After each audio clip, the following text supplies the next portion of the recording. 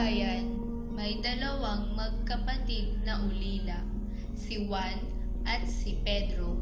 Mula pagkabata, laging nilalamangan ni Pedro si Juan.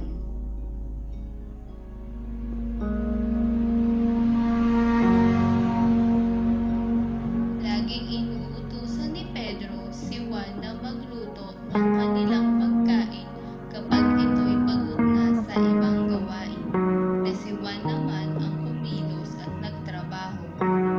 Inis man ay nagluto pa rin ng pagkain si Juan.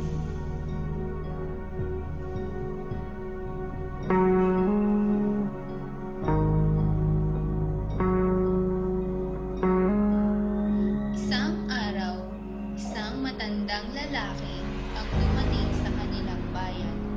Hinulaan ng matandang lalaki ang magkapatid.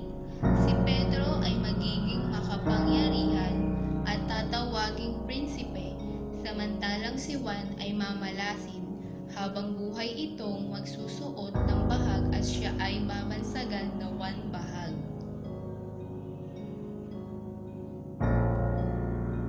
Kaya nanatili si Juan sa kanilang munting dampa. Ngunit siya'y hindi nakatiis sa kanyang kalagayan at labis siyang nangulila sa kanyang pag-iisa, suot ang nag-iisang bahag. Nagpasyang umalis si Juan bagamat hindi niya alam kung saan siya dadalhin ng kanyang paa hanggang makarating ito sa dalampasigan.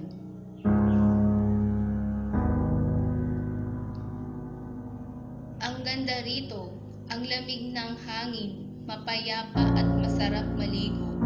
Marami akong mahuhuling isda rito, maraming puno ng nyog. Dito na ako titira at magtatayo ng munting kubo.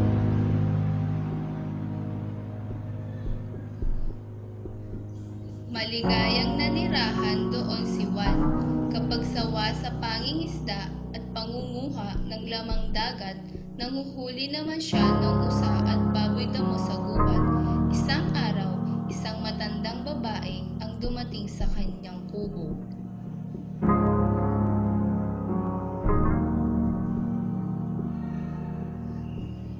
Agad na kinausap ni Juan ang matandang babae. Pinatuloy at binigyan niya ito ng pagkain. Masayang nagsalo ang dalawa. Pagkatapos kumain ay nagpaalam na ang matandang babae. Naiwang nagtataka si Juan. Isang araw, habang naglalakad si Juan sa dalampasigan, may nakita siyang isang bagay na kakawag-kawag, agad niyang nilapitan. Sinong walang habag na magulang ang nag-iwan nito rito? Napakagandang bata, mukhang gutom na gutom.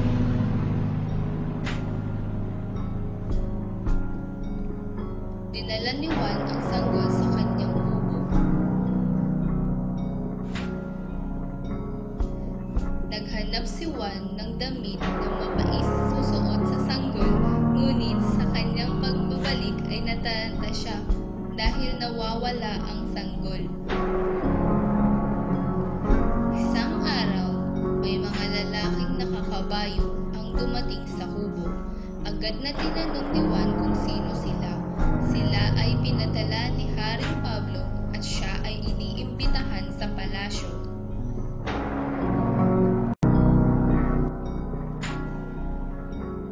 Sila'y naglakbay papunta sa palasyo.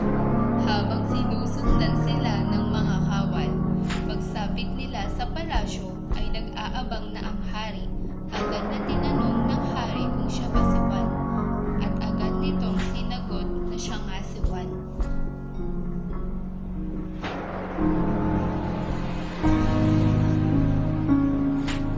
Binihisan ng mga alipin si Juan, pinaliguan sa pabango at binihisan ng magandang damit na utos ng hari, damit ng may dugong bughaw. Pinalitan ang bahag ni Juan ng magandang damit.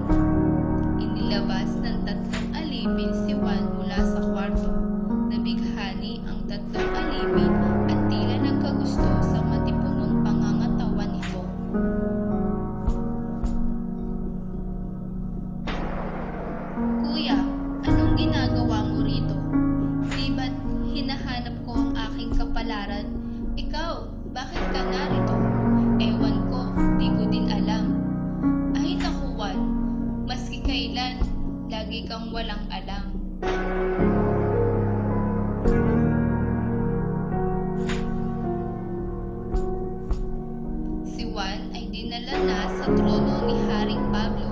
Agad na ipinakilala ng mahal na hari si Juan kay Maria.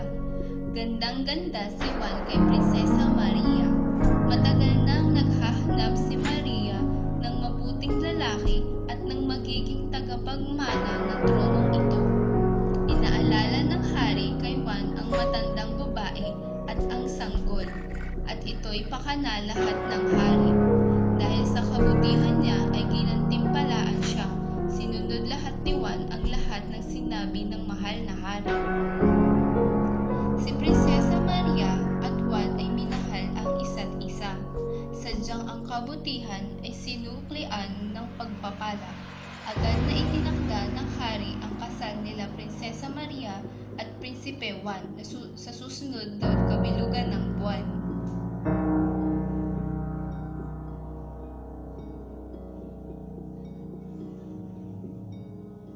Ang kasal ay dinaluhan ng hari, reyna, prinsesa at prinsipe ng iba't ibang kaharian. Ang lahat ay nag-unyig sa bagong kasal. Masayang-masaya ang hari dahil makakapagpahinga na ito. Labis na kagalakang nararamdaman ni Juan sapagkat nangyari sa kanya iyon, ang kabaligtaran ng isang hula.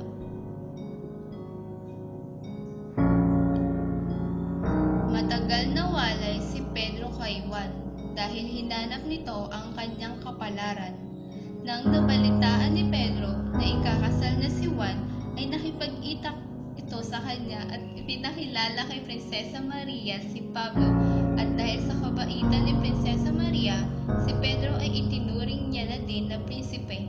Ang lahat ay nagdiwang.